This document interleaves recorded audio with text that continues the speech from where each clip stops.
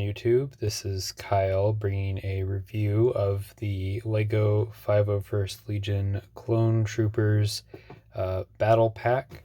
Not really a battle pack because battle packs are a lot cheaper than this. Of course, this was $35 from Bricks and Figs over at the Pearland Town Center. So this will run you a little bit more pricey than a typical battle pack, but will come with some additional figures as well. So I'm just going to go ahead and show you what the box looks like, and then I'll show you the finished product once it's all built and constructed in a little bit. So the newer boxes are going with this sort of white background design that you might have heard some other channels talking about, with a helmet or a figure or someone up in the corner kind of describing what era or what area of Star Wars it belongs to. And as you can see here, again, you have a variety of different figures, 285 piece count. They recommend for 7 years and up. With regards to who you get 2 regular battle droids, nothing special there. And then you get 3 501st clone troopers, all identical. And then you get 1 501st jet trooper, which for those that are creating a clone army or any mocks, this may be a very coveted set for a while just because of the vast variety of figures without it really being something that you won't want duplicates of. So you could have plenty of duplicate jet troopers and still have a pretty good army, as opposed to if they included some sort of like Anakin or Ahsoka, while good figures, you're not going to want 100 of those. Whereas with this, you could buy plenty of these packs, have many vehicles, and it would just make a lot of sense. So we'll look at the back side, but we'll look at the bottom first. Not anything really going on here. Skywalker saga, so we'll probably start to see less of this moving forward. Mandalorian is kind of the thing right now. Nothing crazy there. So we'll go to the back side. So you can see they have the Bark speeder, which has been done a few different times in LEGO before. You have the LEGO figures, just kind of in different poses. The ATRT is an interesting build. I've heard a lot of people say it looks oversized, and they've said similar things about the speeder. I don't think it looks that bad. If anybody remembers the original one back from, I think it was like 2005, right after Revenge of the Sith came out, I had the original one. I think I got it as like a stocking stuffer or something. The design was definitely not as good. It was not as detailed, but it looked okay for its time. And it was around this size. It didn't have the attachment stud shooter as you see in a lot of new sets, but I quite frankly don't like the stud shooter. If you do, that's fine. I probably won't modify it. I'll just leave it on there, but I just don't like that the studs tend to get lost. For a play feature, it's fine, but I liked that the old one had more of a not quite a lightsaber piece. It was more of an antenna. It was a gray antenna piece that clipped onto the bottom. And I just thought that looked a little bit better. I actually don't like the way that this front looks. Everything else on here just looks superior by far to that model.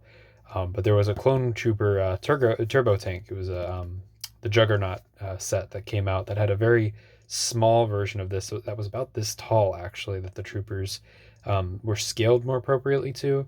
You just miss out on a lot of the detail here, though. So I don't think that this is a bad build at all. And considering LEGO is not always appropriate with sizing or proportions, they do what they can. I mean, at the end of the day, it is a toy. It's not going to be perfect and realistic depictions. For what we get, I think it's okay. The sizing doesn't quite match up. Got a little scene here of a droid surrendering. Probably wouldn't make sense, but it's fine. It shows that the legs can move. I don't believe they move forward. I think they only move backwards. So I appreciate that they're being true to form with this and what it can actually do, rather than having arrows pointing both ways. They're being honest, I think, with that depiction. And again, the stud shooters, which I love them or hate them, I just don't like them. I think honestly it makes builds look a little bit cheesy. But it's a kid's toy. That's fine. It's not a big deal. It's just that I know a lot of people going after this set are not necessarily children. There's a lot of adult fans of LEGO at this point who really would like this. So it's fine that it's there. You can just take them off. Whenever I see them, I tend to kind of just roll my eyes. That's just me. If you don't, that's fine. Go over to this side. We'll see again, we have another picture of the ATRT. I really do enjoy the stickers. If you can see, there's the 501st Legion sticker there. Yeah, and I think Arabic is the name of the language they use, or what's written in form. One of the at least languages in Star Wars. I don't know what the numerical system is for that, so I don't know if they would actually have the Arabic numerals of like 1, 2, 3, 4, 5 as we know them in Star Wars. So accurate, I don't know.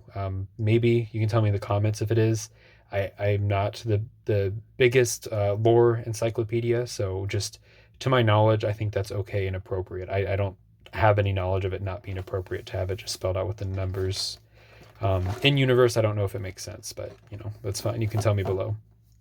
I really appreciate that they have, for the actual size comparison, as I do for most boxes with minifigures, a picture of the Jet Trooper, because that just looks very good. The helmet design is really neat. I could really see this figure going up in value as this set gets discontinued. This is going to be a set that's out for a while. If you weren't able to get your hands on one, because at this point it's not rare because of it being rare, it's rare because of the demand and the supply. High demand, not enough supply in some stores for this. Thank you, scalpers, and to those that want to just upsell these. Not really great. Again, argue in the comments if you want. I just don't think it's great that people will hoard 200 of these sets, and then someone that goes to Walmart, if there's a kid, they can't get it.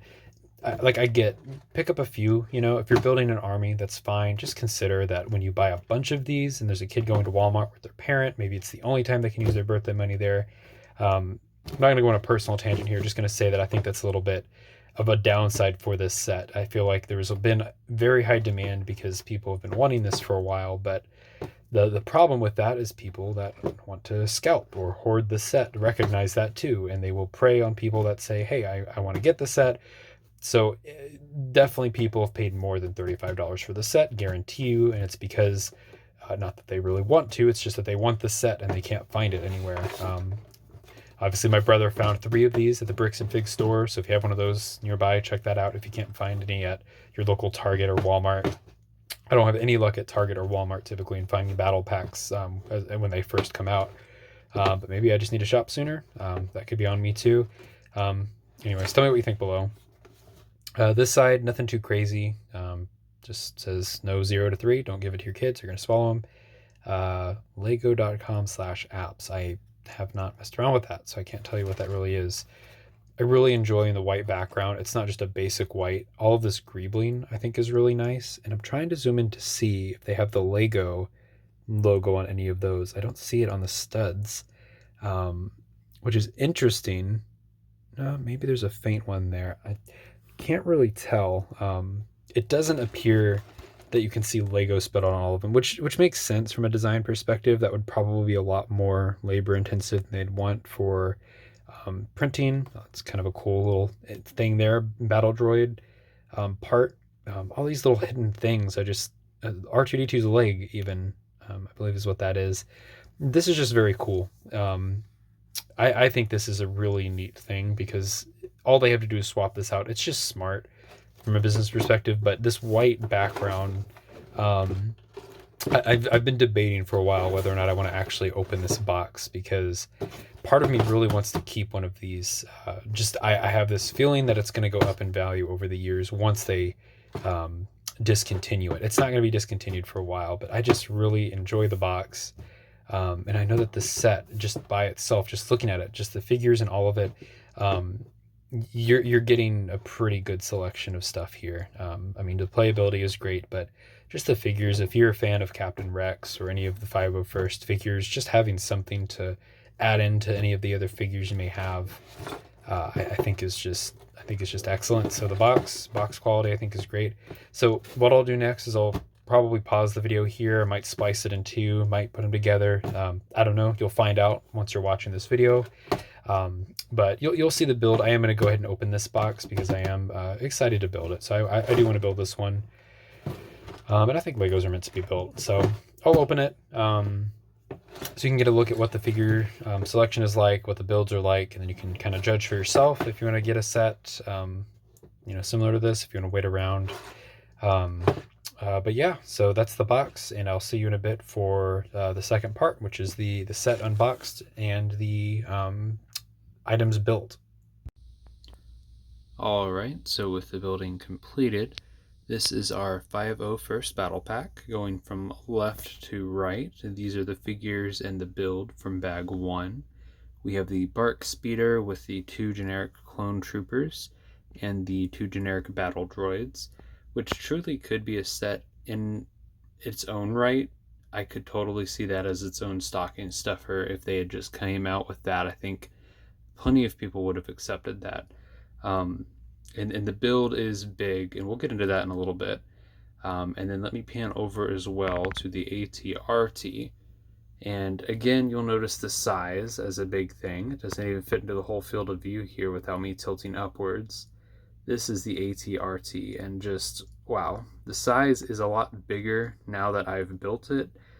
I heard another YouTuber pretty much describe this as a almost ATST sized build, and you can really notice that just by the sheer size comparison of the figures to the legs.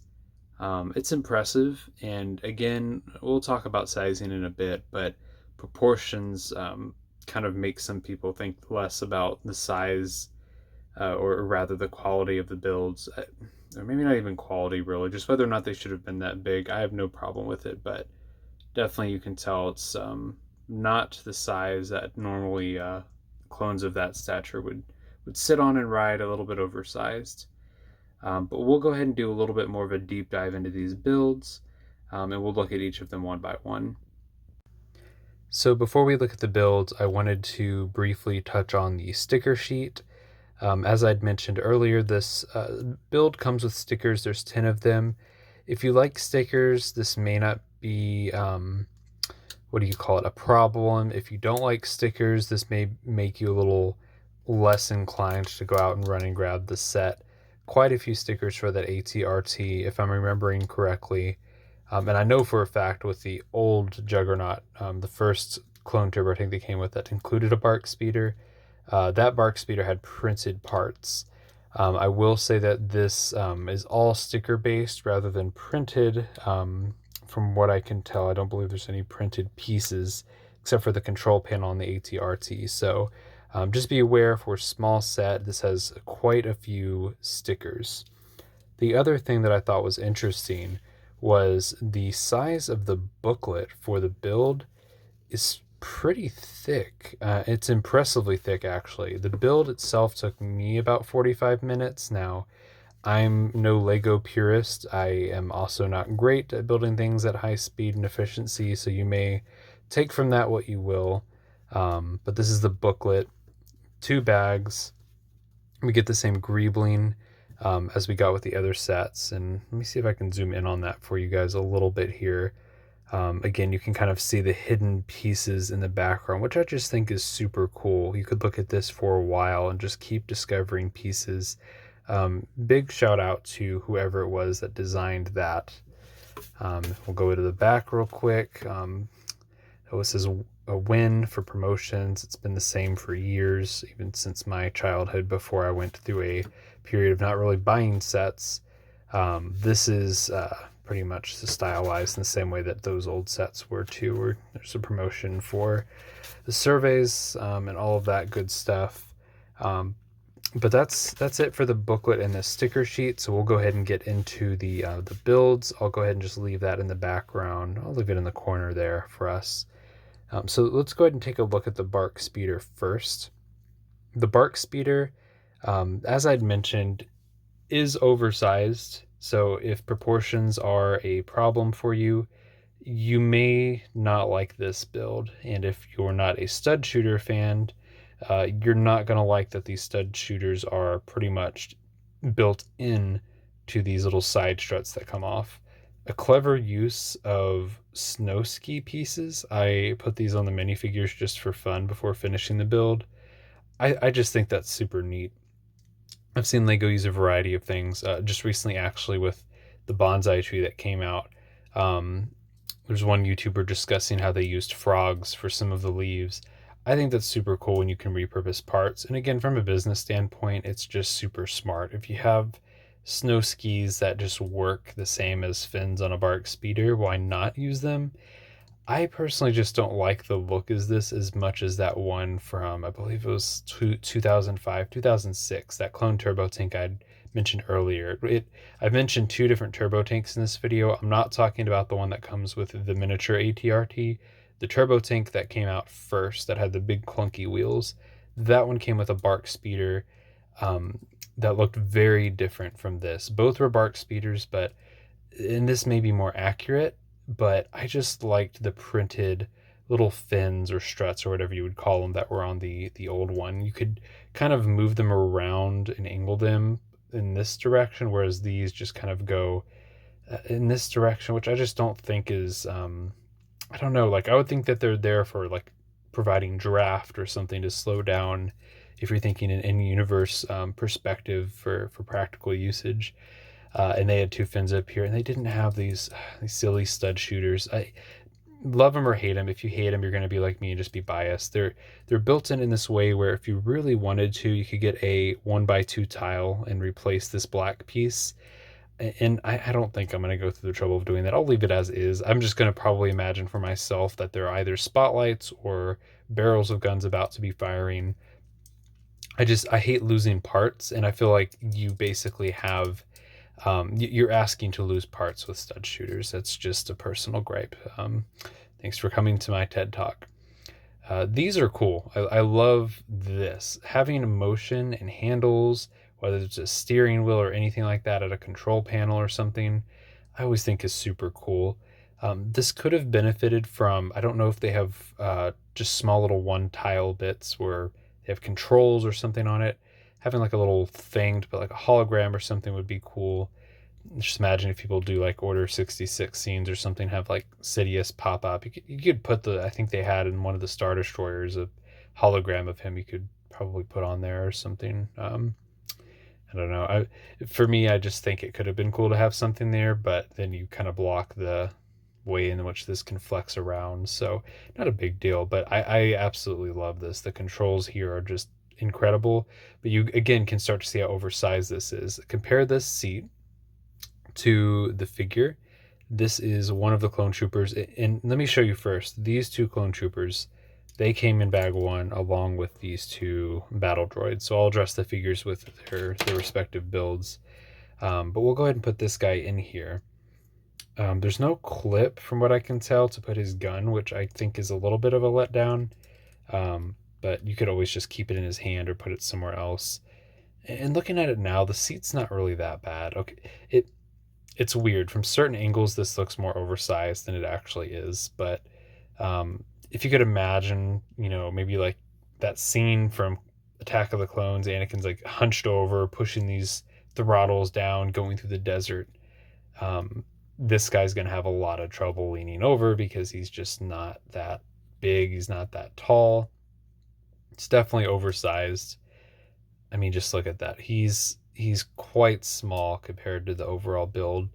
And as much as I'm harping on that, it really does not bother me all that much. I'm being nitpicky. The quality of the build here is very impressive. They put a lot of love and care into this speeder. This doesn't look like one of those generic, let's just throw a bunch of bricks together and give it to the kids so that they pay more for minifigures type of thing. This looks like somebody wanted to create something that was true to what we would see in the Clone Wars show. And if what I'm thinking is correct, based on what I was looking at the box more about, the Skywalker Saga video game, which is supposed to be coming out very soon. Apparently this is drivable, and I'll eat my words on that if I'm not correct on that, but the box implies that these vehicles can be used in game. I'm curious to see how that pans out. This I thought was neat. It's sort of like some sort of air ventilation or exhaust of some sort. It's brick built, and there's pieces in the past that I know were built on other speeders that had like an intake. This even looks like an intake piece here. It's cool. It's a very fun build. It's also be noted that they decided to go with a not the angry clone trooper face, but a clone trooper face that was more reminiscent of Tamara Morrison in terms of flesh tone. I think it's time. I mean, all of the clone troopers before this had the angry clone face, or just like the pure, um, no eyes, no mouth, just completely solid black head piece. This actually has a lot more life to it. The expression is great. Looks very menacing in some ways, but also it makes sense they can mass produce these because, of course, they're clones. But Tamara Morrison, I mean, come on.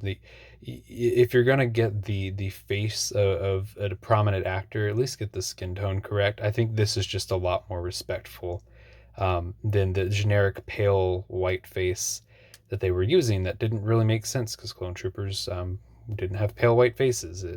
And they were all the same. That was an easy fix. I'm glad that they've finally opted to do something different than that angry clone trooper face that for who knows what reason they also used for stormtroopers. I mean, we know why. It was just kind of the fact that they probably had a lot of those heads to spare. This is just a lot better. And I know for the stormtroopers, unrelated to this build, they're starting to swap heads so that they're not all the same head. A huge kudos to Lego for that. I think that's just a jump in care that I don't think had been taken in years prior. That is our bark speeder. So we'll go ahead and put that to the side for now. We'll move on to just looking at the generic clone closer up. So regular blaster, they started making these in the late end of the first decade of the 2000s. Before that, it was just a typical microphone or megaphone piece with a stud on it. This is one of those. I appreciate so much that they don't have, I know you're tired of hearing me say it, the stud shooters. Sometimes sets will have guns that have the stud shooters. I'm glad that they opted not to do that for this set. It just looks so much cleaner to have a actual blaster in the hand of a 501st trooper. It just seems right. Also, head articulation, look at that. 360-degree motion for the helmet. It's great. They put a lot of work into making sure the 501st trooper looked good. I've heard people complain about the shoulders, that they could have had printing here. Having the figure in hand now, I actually don't mind the way that it looks. Yeah, it could have looked good to have a blue shoulder. I mean, that's accurate. A blue arm even would have been fine. Let me pull up real quick the Jump Trooper. And you'll see he has the blue arm, so you can kind of get an idea for what that might look like. You know, and maybe it's heresy for me to say it, but I don't know. Like, I would have thought when I was thinking about it that the blue arm would look better than the white, but I mean, if you look in movie and in universe, it's just this little piece of blue up here. So if you're not going to have that, why make the whole arm blue? You could make it blue if you want. I actually think that this might be a little too much blue, funny enough, looking at it now. You know, I think that's just going to be a subjective thing.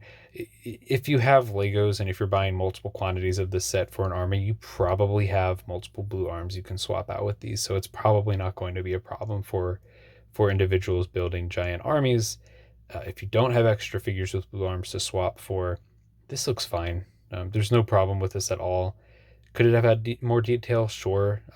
Could have, would have, should have. I still think it looks great. Other thing to note, and we'll get into the ATRT build here as well, the jetpack does limit the jet trooper's ability to turn his head all the way around. But that's fine. I mean, I'd rather have the quality of the pack here, and they've used this one for a while now, but it looks great. No problem. I mean, you're not going to turn your head around 360 degrees anyways. I mean, we're not in The Exorcist. Let's just keep that as is. Star Wars can stay Star Wars. Horror movies can stay horror movies. No need to turn his head all the way around. This is perfect. Being able to just do that. The newer Stormtrooper helmets do not let you do that. So this is still miles ahead in that department. Can be used for photos. Posability is just great with this figure. The Jet Trooper is that's just really fun. Even recreate some scenes from season 7 of the Clone Wars with him. So that's going to do it for the figures, really. Aside from the one thing I forgot to point out about the generic troopers, they're not so generic, actually. There's one who has this long rifle, and I've heard that this is a candle piece. I don't think I've seen it before, but you know, it's an interesting concept. Take the long rifle here and just put it on the front. now you have a longer, almost sniper like gun or something with a silencer. I think that's pretty cool. Again, you're just using parts from other things to add on. I just think that's pretty smart. And then it's a long gun, so if you really want to, you could kind of just have them stand guard as such. But he's the same generic clone trooper. Aside from that, I just thought it was pretty cool that they gave him a long rifle. This can actually be stowed away on the back of the ATRT, which I love.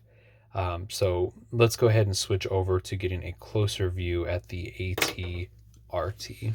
So here we have our ATRT walker, and at a glance you won't notice that the size is just really big compared to the figure, but let's put this bad boy next to him, and as we said earlier, you can get an idea for just how this doesn't really match up to this. I still think that it is fine because the quality of the build is just by far one of the best ATRTs we've had.